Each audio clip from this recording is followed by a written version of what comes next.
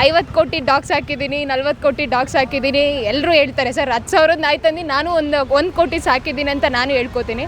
ಅದು TRP ಕೊಡಬೇಕು ಅಂದರೆ ಬರೀ ಒಂದು ಜಗಳನೇ ಒಂದು ಮೇನ್ ಟಾಪಿಕ್ ಆಗಿರಲ್ಲ. ಕಳೆದ ಬಿಗ್ ಬಾಸಲ್ಲಿ ತುಂಬ ಕ್ರೇಜ್ ಇತ್ತು. ಬಿಗ್ ಬಾಸ್ ಬಂತು ಅಂದರೆ ಎಲ್ಲ TV ಮುಂದೆ ಕುತ್ಕೊಂಡು ಬಿಡ್ತಿದ್ವಿ. ಬಟ್ ಈ ಸಲ ಅಯ್ಯೋ ಬಿಗ್ ಬಾಸ್ ಬಂತಲ್ಲಪ್ಪ ಅನ್ನೋ ಥರ ಆಗಿದೆ. ಬರೀ ಕಿತ್ತಾಟನೇ ಆಗಿದೆ ಹೊರತು ಬಿಗ್ ಬಾಸ್ ನೋಡೋ ಆಸಕ್ತಿ ಅಷ್ಟೊಂದು ಬರ್ತಾ ಇಲ್ಲ. ಸರ್ ದುಡ್ಡಿರೋ ಅಂಥವ್ರನ್ನ ಕರ್ಕೊಬಾರ್ದಾಗಿತ್ತು. ಯಾರು ಬಡು ಕುಟುಂಬದಿಂದ ಬಂದಿದ್ದಾರೆ ಅಂಥವ್ರನ್ನ ಕರ್ಕೋಬೇಕಾಗಿತ್ತು. ಹಾಂ ಸರ್ ನೋಡ್ತೀನಿ. ನನಗೆ ಗಿಲ್ಲಿ ಇಷ್ಟ, ಬಿಟ್ಟರೆ ಮಲ್ಲಮ್ಮ ಇಷ್ಟ. ಹಾಂ, ಅವ್ರು ಯಾವಾಗಿದ್ರು ಚೆನ್ನಾಗಿರ್ತಾರೆ ಸರ್, ಇಷ್ಟ ಆಗ್ತಾರೆ. ಹೌದು, ತುಂಬ ಚೆನ್ನಾಗಿದೆ, ತುಂಬ ಚೆನ್ನಾಗಿ ಕಾಣಿಸ್ತಾರೆ ಕೂಡ TV ಮುಂದೆ. ಗಿಲ್ಲಿ ಬಿಟ್ಟರೆ ಎಲ್ಲರೂ ಇಷ್ಟನೇ. ಬಟ್ ಸ್ವಲ್ಪ ಕಿತ್ತಾಡೋದು ಕಡಿಮೆ ಮಾಡಿ ಸಮಾಜಕ್ಕೆ ಏನು ಒಂದು ಅಂದರೆ ಅದು ನಾಟ ಥರ ಹೇಳ್ಬೇಕು, ಆ ಥರ ಒಂದು ಇನ್ಕ್ಲೂಡ್ ಮಾಡಿ ಹೇಳಬೇಕಷ್ಟೇ. ಹೌದು, ಬಟ್ ಅದು TRP ಕೊಡಬೇಕು ಅಂದರೆ ಬರೀ ಒಂದು ಜಗಳನೇ ಒಂದು ಮೇನ್ ಟಾಪಿಕ್ ಆಗಿರಲ್ಲ. ಒಂದು ಗುಡ್ ವಿಷಯನೂ ಇರುತ್ತೆ, ಒಂದು ಬ್ಯಾಡ್ ವಿಷಯನೂ ಇರುತ್ತೆ. ಬಟ್ ಆ ವಿಷಯ ಒಂದು ಪಾಯಿಂಟ್ ಇಡೋ ಥರ ಇರಬೇಕು.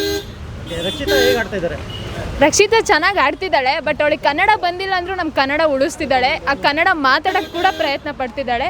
ಅದನ್ನ ಎಷ್ಟೋ ಜನ ಟ್ರೋಲ್ ಮಾಡಿದ್ದಾರೆ ಕೂಡ. ಟ್ರೋಲ್ ಮಾಡಿದ್ದಕ್ಕೆ ಇವತ್ತು ಅವಳು ಬಿಗ್ ಬಾಸಲ್ಲಿ ಬಂದಿದ್ದಾಳೆ.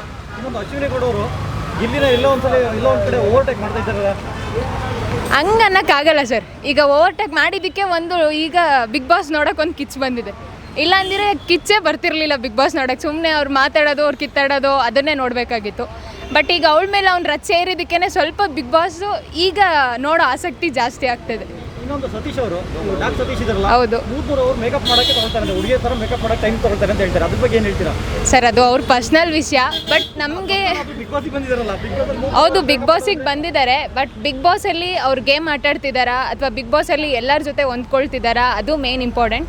ಗೇಮ್ ಚೆನ್ನಾಗಿ ಆಡ್ತಿದ್ದಾರಾ ಅಥವಾ ಒಂದು ಒಳ್ಳೆ ವಿಷಯದಲ್ಲಿ ಭಾಗಿಯಾಗ್ತಿದ್ದಾರಾ ಅನ್ನೋದು ಒಂದು ಮೇನ್ ಇಂಪಾರ್ಟೆಂಟ್.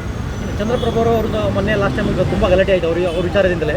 ಹೌದು, ಏನೂ ಇಲ್ಲ ಸರ್, ಸ್ವಲ್ಪ ಕಿತ್ತಾಡೋದು ಕಡಿಮೆ ಮಾಡಿ ಆಟದ ಕಡೆ ಮತ್ತು ಒಂದು ಒಳ್ಳೆ ವಿಷಯದ ಕಡೆ ಗಮನ ಹರಿಸ್ಬೇಕಂತ ಹೇಳ್ತೇನೆ ಅಷ್ಟೇ. ಕಳೆದ ಬಿಗ್ ಬಾಸ್ ತುಂಬ ಡಿಫ್ರೆನ್ಸ್ ಇದೆ. 3ನೇ ವಾರಕ್ಕೆ ಫಿನಾಲೆ ಅಂತ ಹೇಳ್ತಾರೆ. ಇದ್ರ ಬಗ್ಗೆ ನಿಮ್ಗೆ ಏನು ಅರ್ಥ ಆಯಿತು? ಕಳೆದ ಬಿಗ್ ಬಾಸಲ್ಲಿ ತುಂಬ ಕ್ರೇಜ್ ಇತ್ತು. ಬಿಗ್ ಬಾಸ್ ಬಂತು ಅಂದರೆ ಎಲ್ಲ TV ಮುಂದೆ ಕುತ್ಕೊಂಡು ಬಿಡ್ತಿದ್ವಿ. ಬಟ್ ಈ ಸಲ ಅಯ್ಯೋ ಬಿಗ್ ಬಾಸ್ ಬಂತಲ್ಲಪ್ಪ ಅನ್ನೋ ಥರ ಆಗಿದೆ. ಬರೀ ಕಿತ್ತಾಟನೇ ಆಗಿದೆ ಹೊರತು ಬಿಗ್ ಬಾಸ್ ನೋಡೋ ಆಸಕ್ತಿ ಅಷ್ಟೊಂದು ಬರ್ತಾ ಇಲ್ಲ. ಇನ್ನೂ ಸ್ವಲ್ಪ ಇಂಪ್ರೂವ್ ಆಗಬೇಕು. ಟ್ವಿಸ್ಟ್ ಕೊಡ್ತಾರೆ. ಈಗ 3ನೇ ಫಿನಾಲೆಯಲ್ಲಿ 6 ಜನನ ಹೆಲ್ಮೆಟ್ ಮಾಡಿ ಮತ್ತು 6 ಜನ ಹೊಸಬರು ಇಂಟ್ರೊಡ್ಯೂಸ್ ಮಾಡ್ತಾರೆ. ಇದ್ರ ಬಗ್ಗೆ ಏನಿಸ್ತದೆ? ಇನ್ನೂ ಕ್ರೇಜ್ ಜಾಸ್ತಿ ಆಗುತ್ತೆ ಸರ್, ಬರಬೇಕು ಆ ಥರ. ಇನ್ನೂ ಬಂದಾಗಲೇ ಹಳೆಬ್ರಿಗೂ ಹೊಸಬ್ರಿಗೂ ಕಂಪ್ಯಾರಿಸನ್ ಮಾಡಿದಾಗ ಇನ್ನೂ ಕ್ರೇಜ್ ಜಾಸ್ತಿ ಆಗುತ್ತೆ. ಫೈನಲ್ ಬಿಗ್ ಬಾಸ್ ಬಗ್ಗೆ ಏನು ಹೇಳ್ತೀರಾ?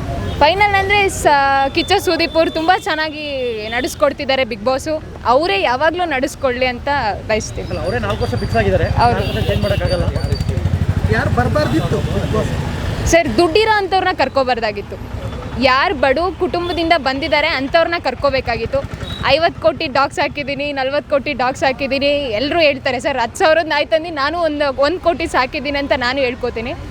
ಬಟ್ ಆ ಕಷ್ಟನ ಅನುಭವಿಸಿ ಬಂದಿರ್ತಾರಲ್ಲ ಅಂಥವ್ರನ್ನ ಒಂದು ಅವಕಾಶ ಕೊಟ್ಟು ಬಿಗ್ ಬಾಸಿಗೆ ಬಿಡಬೇಕಾಗಿತ್ತು. ಮಲ್ಲಮ್ಮನವ್ರು ಇದ್ದಾರೆ ಸರ್, ಒಬ್ಬರೇ ಸಾಕಾಗಿದ್ರೆ ಬಿಗ್ ಬಾಸ್ಗೆ.